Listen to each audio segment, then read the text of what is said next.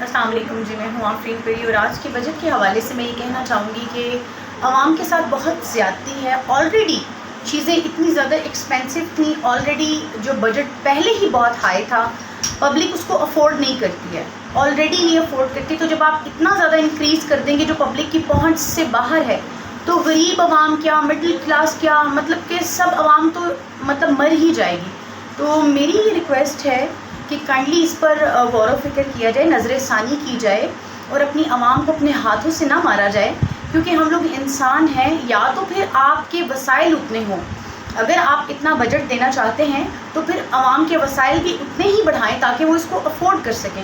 اگر وہ افورڈ نہیں کر سکتے تو یہ عوام کے ساتھ سراسر زیادتی ہے. آرٹسٹ فنڈ کے حوالے سے کیا کہیں گی؟